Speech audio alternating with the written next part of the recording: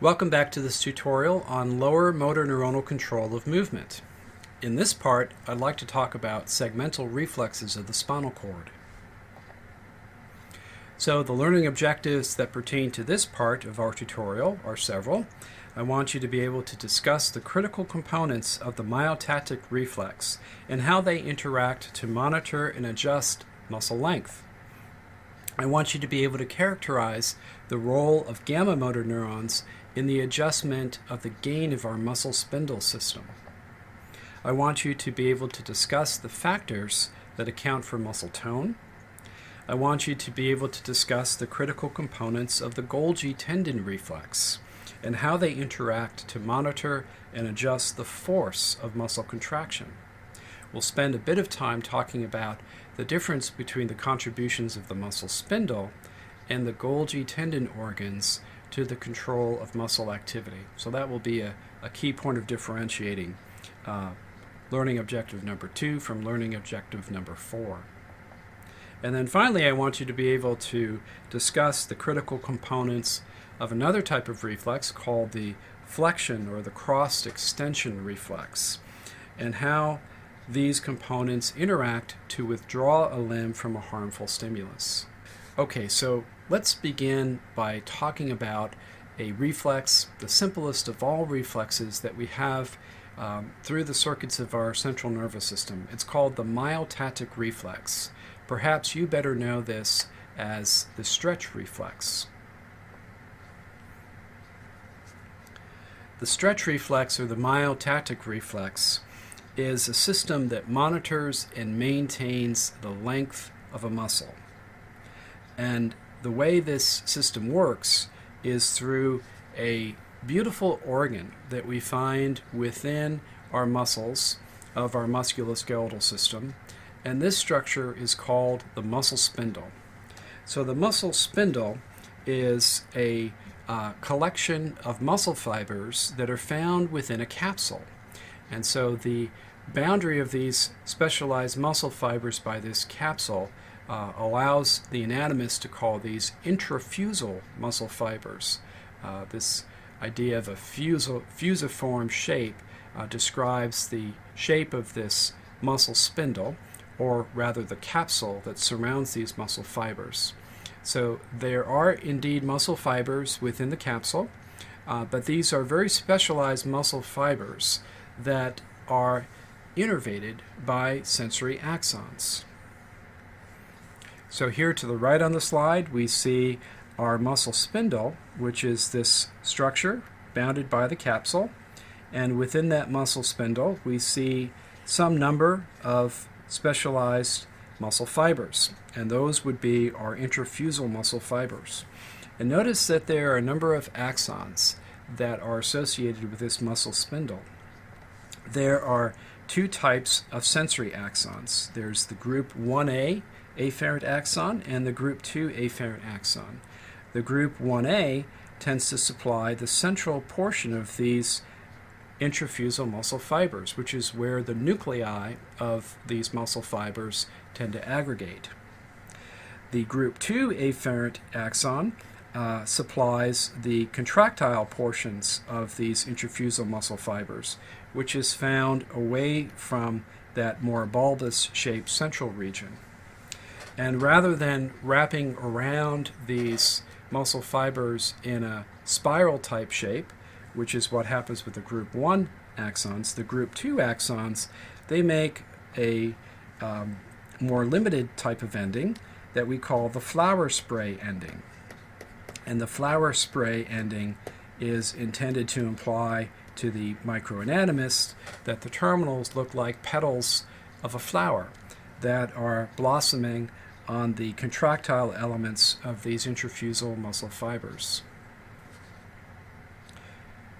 There's also a motor supply to the contractile portion of the intrafusal muscle fibers, and this is from a small motor neuron that we find in the ventral horn of the spinal cord. This is called a gamma motor neuron. And we'll come back and talk about the critical role of the gamma motor neurons in adjusting the sensitivity of this muscle spindle to changes in the length of the muscle. Let me back up just a moment and say a little bit more about these intrafusal muscle fibers. They basically come in two varieties. So there are a group of morphologically defined muscle fibers within the spindle that we call nuclear bag fibers. And these fibers tend to have a more bulbous collection of nuclei in their central region within that intrafusal muscle fiber. A muscle spindle might have a handful of these nuclear bag fibers, and there may be an equal number, or more typically a smaller number, of nuclear chain fibers. And these are a different type of intrafusal muscle fiber with respect to their morphology, but also their physiology. The morphological difference is that the nuclear chain fibers has their nuclei arranged typically in a single row along the central portion of that muscle fiber. So rather than there being more of a bulbous region that collects as a bag would, a collection of nuclei, rather there's a chain, a single row of nuclei that give this type of intrafusal fiber its name. So in addition to being morphologically distinct, there are differences between our nuclear bag fibers and our nuclear chain fibers with respect to their sensitivity to stretch and how they contribute to our overall capacity of this spindle to monitor the length of the muscle. Imagine, for example, that we are applying a stretch to this muscle. So we're going from, let's say, length 1 to length 2. And we do so over a relatively short period of time. Well, if we were to look at the nuclear bag fibers, what we would find is that the axons that supply those intrafusal muscle fibers will fire a bunch of action potentials, especially during the change in length. And they won't be quite so modulated as we maintain a more stretched length. In contrast, the nuclear chain fibers, and more particularly the group 2 axons that supply them, they would be more concerned with the maintenance of the steady state that's then achieved once that muscle is stretched to length number 2. So again, the nuclear bag fibers, they're concerned with the dynamic aspects of movement, and the nuclear chain fibers are more concerned with reporting the steady state level that's achieved at the conclusion of the stretch. Now, as you've already seen, these muscle spindles are very important in giving rise to signals that we talk about in terms of proprioception, that is, building up an awareness of the movements of the body. And this awareness reaches consciousness via collaterals that enter the dorsal column medial lemniscal system. But there is also an important signal derived from these muscle spindles that supply to the cerebellum. So recall that the cerebellum receives input via a spinal cerebellar pathway about the movements that the body is actually making. Well, this is one important source of information that is supplied to the cerebellum. Well, let's consider then how information derived from these group 1A and group 2 afferents is actually handled in the spinal cord. Well, the most common example that I trust you all have experienced at one time in your lives or another is something called the myotactic reflex, or the stretch reflex. And one common way that this is elicited clinically is with the reflex hammer. So what we see here is our typical knee-jerk reflex, where a force is applied to the patellar tendon. And what's actually being done here with the tap of the tendon is a stretch is being applied to this quadricep muscle. As that stretch is applied, it activates our group 1A axons that supply the nuclear bag fibers in the muscle spindle. So I say group 1A because it's a very quick, dynamic sort of stretch that's applied, and that's exactly the kind of stretch that the nuclear bag fiber in the group 1A afferent is going to signal. So this sensory information runs back into the spinal cord. Yes, there are collaterals that enter the dorsal column region that allow us to make use of this information in central processing at higher levels above the spinal cord. But for now, I want to focus in on what is going on in the spinal cord itself that explains the knee-jerk reflex. Well, the output that produces the jerk involves a contraction of this quadricep muscle, right? So in order to have contraction of this extensor of the leg, we have to have a motor output from the relevant motor unit that supplies the very muscle that was stretched. And this happens because the afferent fiber makes a monosynaptic excitatory connection on this alpha motor unit. And so let's just break down those terms. Monosynaptic means one synaptic connection, and it's excitatory. When the action potential arrives at that presynaptic terminal, there's the release of an excitatory neurotransmitter, probably glutamate or something like that, and a very strong synaptic connection exists here, such that the activation of this sensory axon is very likely to lead to a suprathreshold depolarization of that motor unit and the firing of an action potential that leads then to the reflexive contraction of the muscle and the jerk of the leg. Well, in order to facilitate this behavior, things need to be just a bit more complicated. Now, there is also a flexor muscle there in the hamstring region, and in order to move this limb, ideally one would want to diminish the muscle tone that would be present in that hamstring muscle, such that the quadricep can actually extend the leg. Here's where an additional neuron is interposed between the sensory element and the relevant motor element. And that additional neuron is an inhibitory interneuron. So this inhibitory interneuron receives the excitatory input from this 1A afferent and has the physiological action of inhibiting the motor output to the flexor muscle. So this neuron right here then becomes diminished in its output to that flexor muscle. So by decreasing the numbers of action potentials that is supplying that flexor muscle, the muscle tone of that flexor is now going to relax. And this removes the antagonism about this extensor movement of the leg. So even one of our very most simple reflexes that we see in our central nervous system involves the coordination of excitation and inhibition to achieve functional synergy with the activation of one set of muscles and the suppression of an antagonistic set. The result of this coordination is the smooth expression of movement. So let's look at this from a more physiological perspective with microelectrode recordings.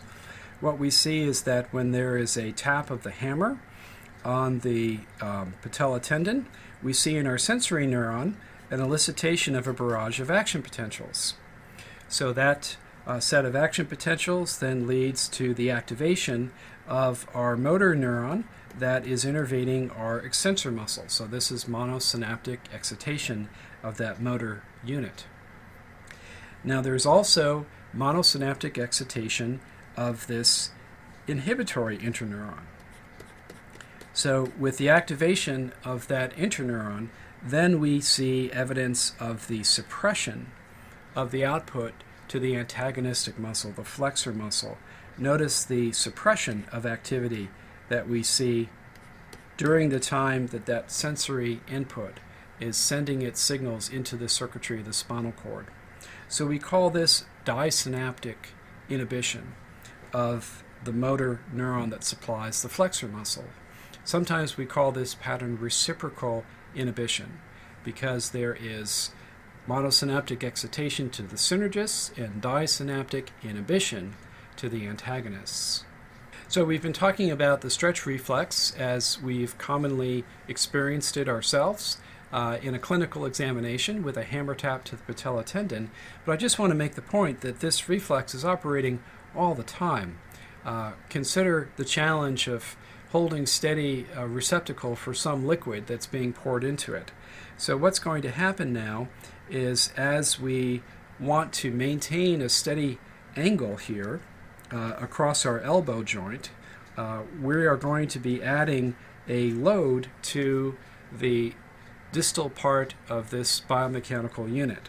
So that increase in load is going to stretch out this biceps muscle, and that stretch is going to be sensed by our 1A and group 2 afferents, and it's going to activate the very same kind of circuits that we just described in detail for the knee-jerk reflex, only now these circuits are in the cervical level of the spinal cord, and they will provide output to the biceps muscle, which will cause a commensurate contraction across that elbow joint that will allow us to maintain this angle at a steady state position, even while the load is changing. And all of this is going to require the activation of synergistic muscles, and it's going to require the disynaptic inhibition of output to our antagonistic muscles, in this case our triceps. So let's see how this works. So now we are adding a passive stretch, which is due to the increased load that's being placed here on the distal part of the extremity. That's going to provide for a stretch signal in the muscle spindle and the communication back to this circuitry via the 1A and group 2 afferents, and that leads to monosynaptic excitation of the motor output to the synergistic muscles, and it's going to lead to disynaptic inhibition of the motor outflow to the antagonistic muscles. And this allows for the increase in resistance and the restoration of the joint angle that keeps us from spilling our beverage. So this is an example in everyday life of how this circuitry works. So in a more schematic form, we have some kind of goal that is set by our motor cortex, and that goal is communicated down through circuits that we'll describe over the next several tutorials. And so this allows the output from an alpha motor neuron to a skeletal muscle to help achieve the goal of steadying this receptacle against a changing load. So as some disturbance is now added in the form of liquid coming into this receptacle, there's a change in muscle length, which is sensed by our muscle spindles, and now afferent activity is fed back to the relevant alpha motor neurons that then increase resistance against this changing load. Now, not depicted in this schematic is the disynaptic inhibition that allows for relaxation of the antagonistic muscles, but that too is part of the distribution of this incoming sensory information to the spinal cord circuitry.